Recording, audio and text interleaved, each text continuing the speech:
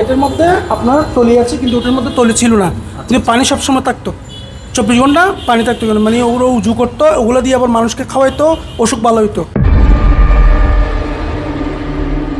আচ্ছা, আমরা বিভিন্ন মাজারে যখন যাই এবং কিছুক্ষণ আগে আমরা বাইজিদ মাজার পরিদর্শন করে এসেছি, তো সেখানে আমি সব মাজারগুলোতে গেলে দেখতে পাই যে মাজারের খাদেমরা যে কোনো টিভি চ্যানেলের লোকেরা গেলে তাদের সঙ্গে কথা বলে, কিন্তু আপনারা কেন কথা আমাদের বলছেন? শরীয়তে, আমাদের তরিকতের মধ্যে নিষেধ আছে যে জায়গায় আমাদের এখানে মাইক লাগানো নাই, হ্যাঁ, মাইক ছাড়া নামাজ হয়, ছবি তোলার নিষেধ, একটা হারাম।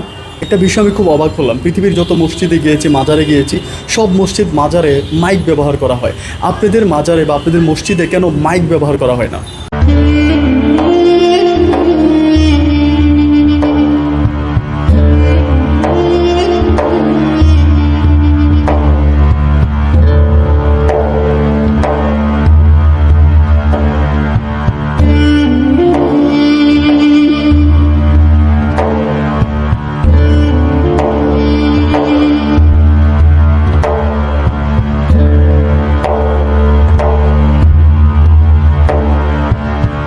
আমি পানি ভরাট করলাম এবং হয়তো দেখতে পাচ্ছেন এই পানি ভরাট করা আছে, এটা আমি নিয়ত করে দিব, দেখা যাক আল্লাহ আমার মনের বাসনা পূরণ করে কিনা।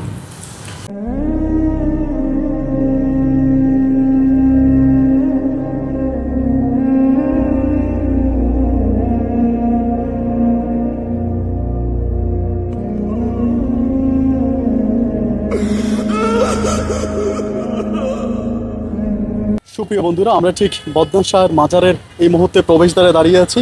মাজারের কাজ চলতেছে, যার জন্য হয়তো মাজারটা ঠিক এমনভাবে দেখাচ্ছে।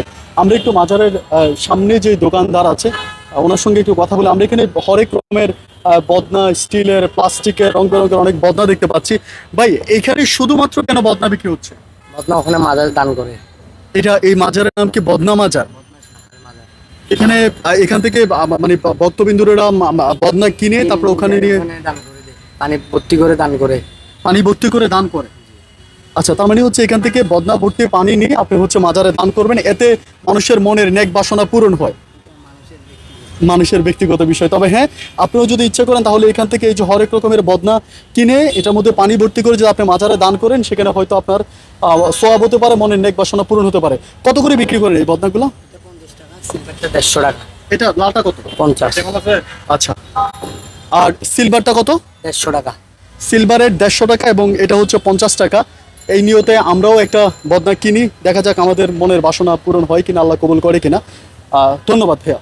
বদনা হাতে একজন অলি গেলেন পুকুর ঘাটে উজু করার জন্য। উজু করার মাঝখানে হঠাৎ করে তিনি তার বদনাটা পুকুরের পানিতে নিক্ষেপ করলেন আর মুখে বললেন, দূর হ শয়তান। এই দৃশ্য তার সাথে থাকা মানুষরা দেখে একটু অবাকই হয়ে গেলেন। তখন তারা এই পুকুর শেষ দিলেন বদনা খোঁজার জন্য। অবাক করা বিষয় হলো, সেই পুকুরে বদনার কোনো অস্তিত্ব খুঁজে পাওয়া গেল না। এই ঘটনার ঠিক 2 দিন পরেই হঠাৎ করে বদনা হাতে এক লোক এই মাজারে আসলো। এটা দেখে সবাই অবাক হয়ে গেল। সবাই বলল, এই বদনা তুমি কোথায় পেয়েছো? এটা তো আমাদের পীরের হাতের বদনা। এই লোকটা বলল, আমি নিয়ত করেছিলাম এই পীরের মাজারে আসব, কিন্তু আমার কাছে তখন কোনো অর্থ করে ছিল না। আমি বনে গিয়েছিলাম কাঠ কাটবো, আর সেই কাঠ বিক্রি করে আমি এই মাজারে আসব। বনে যাওয়ার পরে কাঠ কাটার সময় হঠাৎ করে আমি এক ক্ষুধার্ত বাঘকে দেখলাম। এই বাঘ আমার দিকে তেড়ে আসছিল। আমি চোখ বন্ধ করে পীর সাহেবের কাছে দোয়া চাইলাম, ওনাকে বললাম আমাকে হেফাজত করেন। মুহূর্তের মধ্যে আমি তাকিয়ে দেখলাম এই বাঘ শুয়ে আছে। কোত্থেকে যেন এক বদনা এসে এই বাঘের মাথায় পড়ল। আমি অবাক হয়ে গেলাম সে বদনা দেখে, আর এই বদনা নিয়েই আমি মাজারে ছুটে আসলাম। আমি পানি ভরাট করলাম এবং হয়তো দেখতে পাচ্ছেন এই পানি ভরাট করা আছে, এটা আমি নিয়ত করে দিব, দেখা যাক আল্লাহ আমার মনের বাসনা পূরণ করে কিনা। এমনই এক কেরামতি ঘটনার পর থেকে শুরু হয় এই বদনা শাহের মাজারের নামকরণ। আমি শুধু তাই নয়, শুনেছিলাম আরও এই মাজারের যিনি পীর সাহেব ছিলেন তিনি এক বদনা ব্যবহার করতেন, যে বদনার নিচের কোনো তলা ছিল না। সাধারণত তলাবিহীন কোনো বদনায় পানি রাখলে সেই পানি নিচে পড়ে যাওয়ার কথা, কিন্তু তার বেলায় ছিল সম্পূর্ণ উল্টো। তলাবিহীন ওই বদনায় যখন পানি রাখা হতো সেই পানি নিচে পড়তো না। এই পানি তিনি খেতেন এবং এই পানি তার মুরিদদেরকে খাওয়াতেন। এই পানি যারা খেত তাদের রোগ নিরাময় হতো। এই পানি দিয়ে তিনি উজু করতেন। তারই অলৌকিক বদনা থেকেই তার মাজারের নামকরণ করা হয় বদনা শাহের মাজার। আমি এই মাজার সম্বন্ধে জানবো এবং জানাবো। আশা করব আপনারা সবাই আমার সঙ্গে থাকবেন শেষ অবধি পর্যন্ত, জানবেন ওনার কেরামতি সম্পর্কে। ধন্যবাদ সবাইকে। আমার কাছে এই সবচেয়ে বেশি অবাক লেগেছে এই বিষয়টা যে এখানে যারা হচ্ছে আসে বা সবাই বদনা 50 টাকায় কিনে এখানে দিয়ে থাকে এবং এটা বদনা মাজার নামে পরিচিত। কিন্তু বড় বিষয় হচ্ছে এই মাজারে কোনো রকমের মাইক্রোফোন ব্যবহার করা হয় না। আমরা যেরকম অন্য অন্য মসজিদগুলোর মধ্যে আমরা দেখতে পাই আজানের সময় মাইক ব্যবহার করা হয়, কিন্তু এই মাজারে কোনো রকমের মাইকিংয়ের ব্যবস্থা নেই। মানে আজানটা শুধুমাত্র মুখে দেওয়া হয়। এই বিষয়টা ওনাদের কাছে এক আধ্যাত্মিক স্থান হিসেবে দাঁড়িয়েছে, যা আমার কাছে রীতিমতো অনেক অবাক লেগেছে। আমি দেশ বিদেশে অনেক দেশ ভ্রমণ করেছি, দেখেছি, কিন্তু এই মাজারটাই সত্যি আমার হৃদয় স্পর্শ করেছে। যারা মাজারে আসবেন তারা অবশ্যই মনের ন্যাক বাসনা এই মাজারে আসলে পূরণ হবে, তেমনটাই এখানকার কর্তৃপক্ষদের মাধ্যমে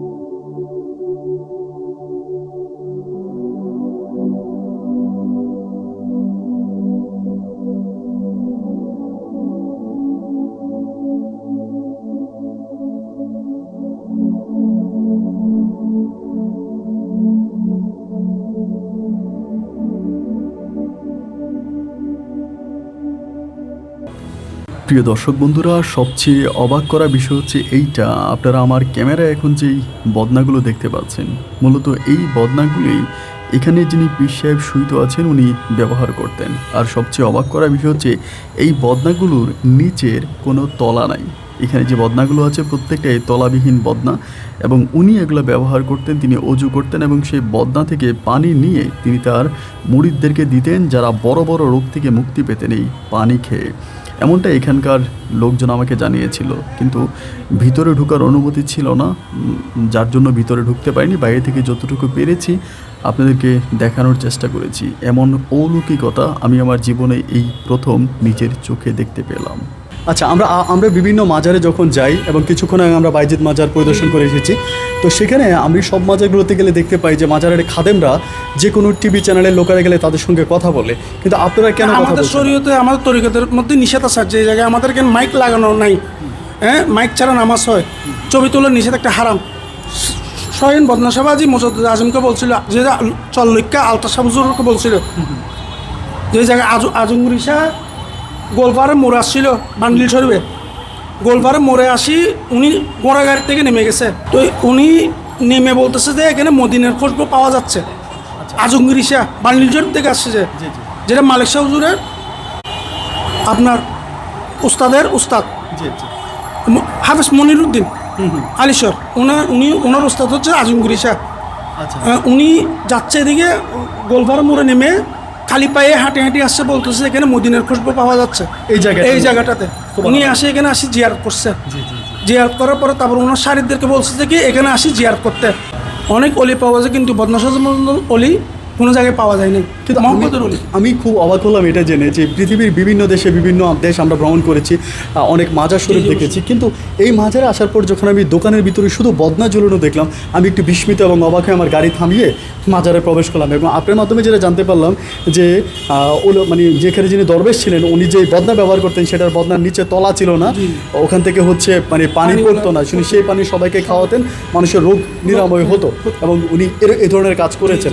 এটা ভীষণ আধ্যাত্মিক রকমের একটা বিষয়, এবং এটা সত্যি সেই জন্য বদনাগুলো নিয়ত করে দেয় মানুষ, মানুষ এই বদনাগুলো দিয়ে যাচ্ছে। আচ্ছা, আমরা কি ওনার কোনো কেরামতি, ছোট কোনো কেরামতি যে আমি আপনাকে বলতে পারতেছি যে ওনার নাম হচ্ছে মোহাম্মদ হোসেন, উনি এখনো জীবিত আছে। আজ থেকে 20-25 বছর আগে ওনার আপনার লিভারের মতো সমস্যা ছিল, তো উনি পেটের ব্যথা হলে সোটা খেত, সোটাগুলো খাওয়ার পরে ওনার আপনার ব্যথাটা কমতো। আচ্ছা, তারপরে আরেকদিন যে মেডিকেলে ওনার ভর্তি করার পরে মেডিকেলে ডাক্তাররা বলছে ওনাকে যাওয়ার দিয়ে বলছে মানে কি উনি বাঁচবে না। এক সপ্তাহ সময় দিচ্ছে, 1 সপ্তাহ বাঁচবে না। ওনারা ওইখানে মাজার পিছ দিয়ে ফেলে রাখছে, ওখান থেকে উনিকে যেন বা কারো উচিলে এখানে শোয়াই রাখছে ওনাকে। 41 দিন পর ওনাকে বদনা শাহ হুজুর নিজের হাতে অপারেশন করছে। নিজের হাতে অপারেশন হ্যাঁ। করেছে, তিনি কোনো ডাক্তার ছিলেন না, না? না, না। তারপরে নিজের হাতে অপারেশন করে অপারেশন ভালো করার পর উনি করেছে। এখনো সুস্থ আছে। সুবহানাল্লাহ। প্রতি শুক্রবার এখানে নামাজ পড়তে আসেন, এখনো জীবিত আছে। এখনো জীবিত আছে। সুবহানাল্লাহ, সুবহানাল্লাহ, সুবহানাল্লাহ। আচ্ছা, আরেকটা বিষয় জানতে চাচ্ছিলাম আপনার কাছে, আপনি কি বলতে পারেন যে এই মাজার কবে প্রতিষ্ঠা হয়েছে? তার কি এটা কোনো আপনার ধারণা আছে? 300 বছর কাছাকাছি। 300 বছর আগে প্রতিষ্ঠিত এই মাজার, 300 বছর। যাই হোক, এই বদনা শাহ মাজার আসার পরে আমার হৃদয়টা অনেক শীতল হয়ে গেল, ভালো লাগলো। আপনি কত বছর ধরে এখানে আছেন? আমি আজকে এখানে আসছি যে প্রায় 17 বছর। 17 বছর। আপনার কেমন অনুভূতি হচ্ছে? আমার খুব ভালো লাগতেছে, এখানে আসি অসুখ বিসুখ হচ্ছে না ইনশাল্লাহ। আচ্ছা, তারপরে মানুষের সেবা করতে পারতেছে, ওইটাই। আমি শেষ একটা প্রশ্ন করে আপনার কাছ থেকে বিদায় নিচ্ছি। একটা বিষয় আমি খুব অবাক হলাম, পৃথিবীর যত মসজিদে গিয়েছি, মাজারে গিয়েছি, সব মসজিদ মাজারে মাইক ব্যবহার করা হয়। আপনাদের মাজারে বা আপনাদের মসজিদে কেন মাইক ব্যবহার করা হয় না? খোদ বদনা শাহ হুজুরও বলছে যে কি আপনার মাইক দিয়ে নামাজ পড়লে জানদিকে ইবাদত হারাম, শিরক আকবার। আচ্ছা আচ্ছা। সেই জন্য মাইক ব্যবহার করা হয় না। উনি মাইক ব্যবহার করতে নিষেধ করেছে নিষেধ বলে করছে, আপনারা মাইক সরাসরি ব্যবহার করেন না, নিষেধ এবং আপনারাও কখনো ক্যামেরার সামনে যান না। উনি বলছে যে সল্লিকা আলতা শাহ হুজুর আছে না, মুজাদ্দিদ আজম বলে, ওনাকে বলছে। আচ্ছা আচ্ছা। উনি ফতোয়া দিছে যে বদনা শাহ হুজুর বলছে মাইক দিয়ে নামাজ পড়া হারাম। এখানে যে দরবেশ সুইতো আছে, ওনার অনুরোধে বা ওনার কথায় এখানকার ভক্তবৃন্দ যারা আছে তারা মাইক ব্যবহার করে না। এটাই আমার কাছে মনে হয় গোটা পৃথিবীর একমাত্র মসজিদ বা মাজার যেখানে কোনো মাইকের সাউন্ড হয় না, বা এখানকার লোকজনও ক্যামেরার সামনে কথা বলে না, যেটা আমার কাছে ভীষণ আধ্যাত্মিক রকম এবং ভালো লেগেছে। যারা এখানে আসতে চান, আপনাদের মনের নেক বাসনা পূরণ করতে পারেন এখানে এসে। আমি আশা করছি আপনাদের নিয়ত পুরো হবে। সবাই ভালো থাকবেন, সুস্থ থাকবেন। আল্লাহ হাফেজ, আসসালামু আলাইকুম। আমরা হচ্ছে বদনা শাহ মাজারের পাশেই একটা ভিন্ন রকমের দোকান পেলাম। এটা আমার কাছে এই ধরনের খাবার মানে সিরিয়াসলি যেটা অবাক করার মতোই লাগছে। এরকম খাবার আমি আর কখনো খাইনি। একদম মাটির পাতিলায়, মাটির প্লেটে খাবার।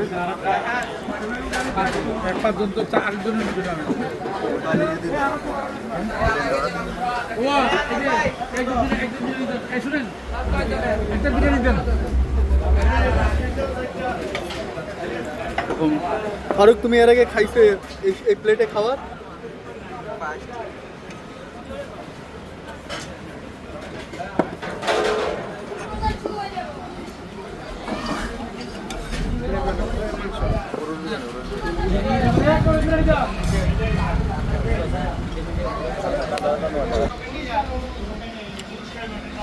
কেমন ফারুক, মজা?